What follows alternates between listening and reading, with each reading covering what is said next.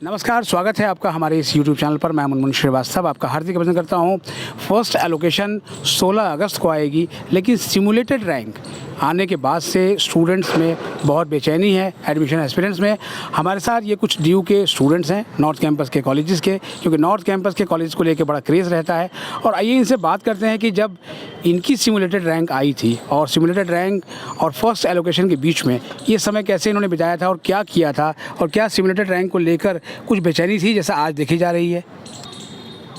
Sir, मेरा नाम वैभव मौर्य है और मैं श्री वेंकटेश्वर कॉलेज का छात्र हूँ। मेरा 3rd ईयर चल रहा है, इस समय मेरा 5th सेमेस्टर है और मेरा जो कोर्स है वो program history plus political science है।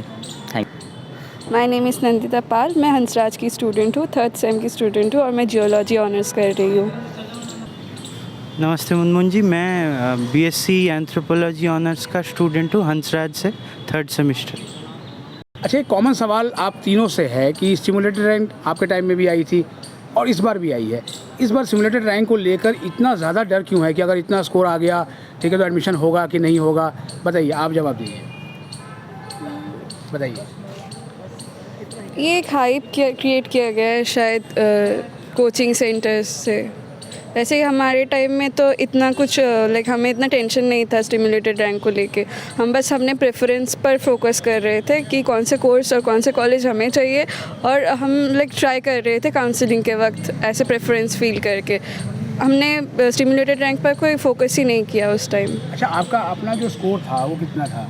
मेरा 482 था शायद। और अगर सिमुलेटेड रैंक का अगर इतना याद नहीं है मुझे। याद नहीं है। हाँ, क्योंकि उसको लेके ऐसा हो गया है कि हमने तो स्कोर हमारा अच्छा है, डिसेंट, लेकिन जो सिमुलेटेड रैंक आई है वो बिल्कुल अनप्लीजेंट है। तो इसको लेके घबराने की ज़रूरत है? नहीं। अच्छा, आप बताइए कि सिमुलेटेड रैंक को लेकर जो है आपने अपनी प्रेफरेंसेस में कुछ ऊपर नीचे रीऑर्डर किया था उसको?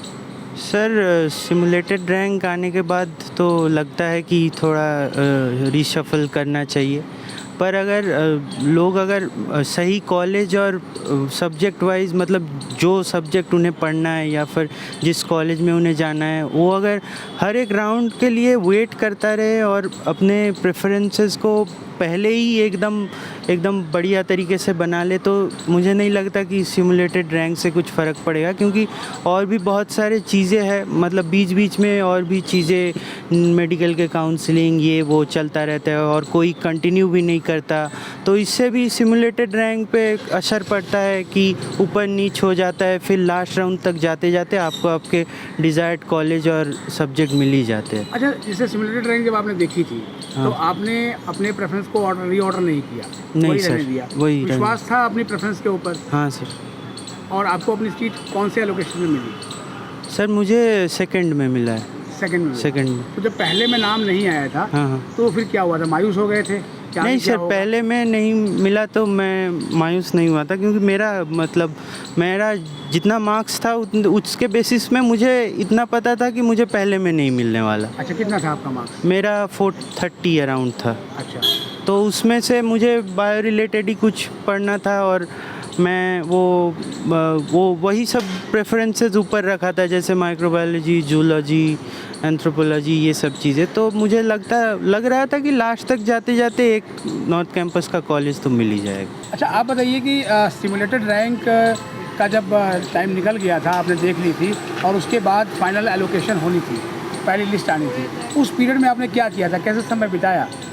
सर, सबसे पहले मैंने, जो आप कह रहे हैं कि रैंक जो आई थी, उस पर ध्यान ना दे करके हमने अपना जो कोर्स जो हमें पढ़ना था और जो कॉलेज लेना था, सबसे पहले मैंने फोकस किया था कोर्स के ऊपर कि हमें कौन सा कोर्स पढ़ना है। क्योंकि हम जो कोर्स होता है वो हमारा 3 साल तक चलता रहता है। अगर हमें कोर्स अच्छा नहीं मिलेगा तो कॉलेज मिल करके क्या करेगा? इसलिए जो एक बार आप लगा दीजिए कि हाँ मुझे इस कोर्स को पढ़ना है, तो आप जो रैंक आएगी उस पर ना देख करके आप अपने कोर्स पर ध्यान दीजिए, और अगर आपका अच्छा मार्क्स है तो आपको ज़रूर से ज़रूर मिल जाएगा।